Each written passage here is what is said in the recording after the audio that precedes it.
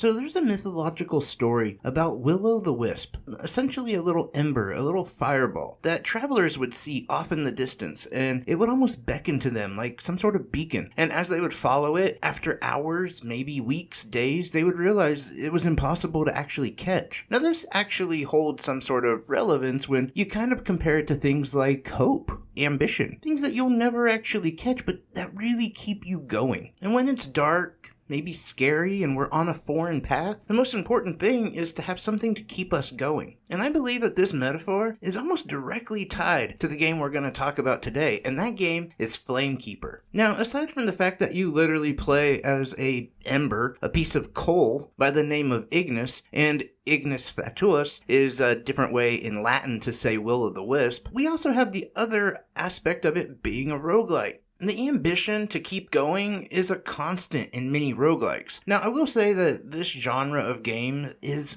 really overcrowded, and it's nice to see that there are some roguelikes that are trying to play with different mechanics and other things like game modes and stuff to kind of keep the genre fresh. And with Flamekeeper, that's no different. In fact, this game is a top-down roguelike, but it's also a tower defense game. Just sprinkled in, the tower defense isn't as important, but actually at the same time holds a lot of importance, and I'll explain later on. But in this game, like I said, we play as an ember by the name of Ignis. And your job is to protect the people of Orbis, who are under attack by some really chaotic monster-type beings that really only want to destroy Orbis and kill the people that live there. Now, again, your job is to stop this from happening, but there's a multifaceted way that you're going to have to do this. Not only are you going to have to actually beat them, but you're also going to have to liberate the land in which they're on by igniting the internal flame, which you are the keeper of, but for you it's a spark. What you need is a bonfire. In each level, your adventure begins around a small little fire. Now, you have to traverse this land while fighting these monsters and collect lanterns. And you need 4 of them that you set around the fire. To get these lanterns, though, you must donate some of your flame, some of your fire, which for you is health. So you constantly have to give away some of your health in which to bring this back to the campfire, in which to create this gigantic bonfire. But that's not the only thing that you have to sacrifice for. Because also, for you to open up chests, you also have to sacrifice some of your fire, some of your life. And that's part of the game that does kind of have this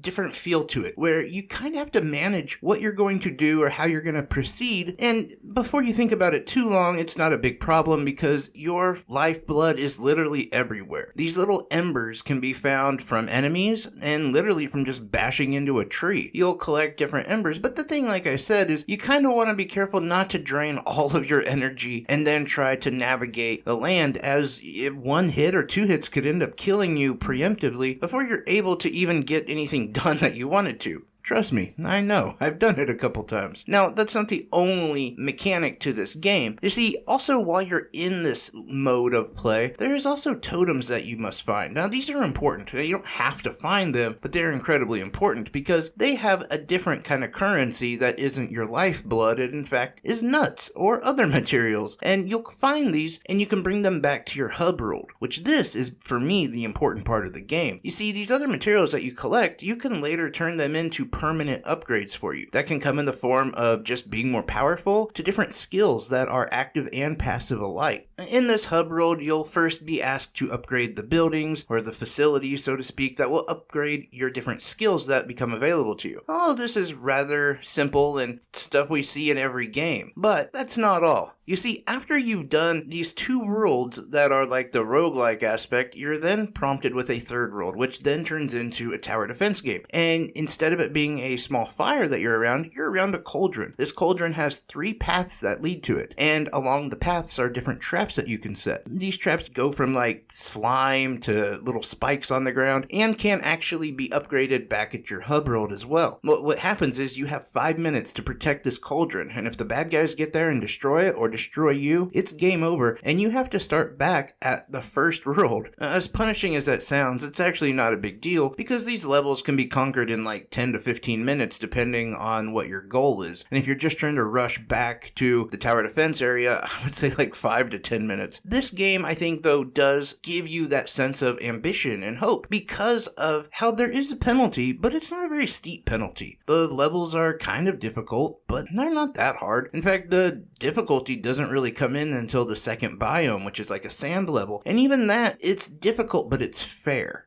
And when greeted with death, it's really not a big problem because you respawn pretty quick, and most of these levels, like I said, can be traversed rather quickly. The controls of this game are where I really appreciate it. It's very fluid, very fast, very responsive. Now, I will say there's a stamina gauge, and that really affects like your jumping and your dashing. And there has been a couple times where I've been stuck behind an enemy trying to dash, and either the stamina was gone and it just didn't tell me, or there was some sort of hiccup. But aside from that, the controls have been fantastic and been incredibly responsive. As for the actual performance, which I know is a huge concern for a lot of people, I never had any problems whatsoever. No soft locks, no crashes. I can say I didn't even notice a drop in frame rate or lag or anything of that nature. I will say that the graphics, on the other hand, are nothing to write home about, but they're passable and they play well into the game. You don't really need something super high def and detailed for this sort of game, considering, for one, just how fast everything moves. But even then, most of everything that is in the game is pretty clear. And I have to say that the most important aspect of the graphics, or the centerpiece of the game, is fire, and they actually did a really good job with that. Now, as far as music, I think that they've done a great job with something that will kind of set the stage a little bit, but not overtake much of the game. In fact, it's just a really nice companion piece to what the game is. Ultimately, I have to say that I really enjoyed this game. Now, I do have some concerns, but they're slight at best. Now, I'm going to be clear, I have not beaten the game yet. In fact, I don't think anyone has. But I specifically haven't beaten the second biome boss. I'm right at the boss, but just haven't gotten a chance to beat it. But all of my friends have told me that, well, it doesn't matter, because after you beat that boss, you have to wait for an update. They have more content coming out. In fact, there's going to be 4 biomes, and there's 7 levels per biome. But right now, your only access is to half of it. Now, again, I don't think that this is something that should be completely an issue with value, considering that from what they have right now, I think is really good, especially when you look at it being $7.99 on sale, or even $11.99 for a really responsive, fun roguelike game, and knowing that you are going to get these later updates. Now, I don't know when, and that is a bit problematic, because part of me thinks, are you going to go back to the game when you find out the updates are there? What if there's problems with it? Are they going to make good on that? There's issues with this whole idea of releasing updates later and releasing content later, but knowing that it's free, I guess, is good. It's hard to say exactly. So the value of it, I'm not going to say it's great. I'm going to say it's okay at the moment, with that being subject to change. Now, personally, like I said, I enjoyed my time with this game and really found a roguelike game that I can consider one I'm enjoying. I don't really like a lot of roguelike games, so it's kind of rare that I find one that is pretty enjoyable. So ultimately, I would give this game a strong 7 out of 10. I think it is a lot of fun. I think the roguelike people are going to enjoy it. I also think that if you're not a roguelike player, you're going to enjoy it as well, because it is accessible enough to the average gamer like myself. Anyway, guys, I appreciate each and every one of you. You guys are amazing. If you stayed this long, you're probably subscribed. But if you're not, for some odd reason, please hit that sub button. I want to get to 1,000 relatively soon. It is just, one goal of many. But I do appreciate all of you guys. You're amazing, and you're the whole reason I do this. So, take care, everyone. Bye-bye. Ow, my head. I have the worst headache. Yeah, I've had like a migraine for God knows how long. Like, we're literally on like day 3 of a migraine.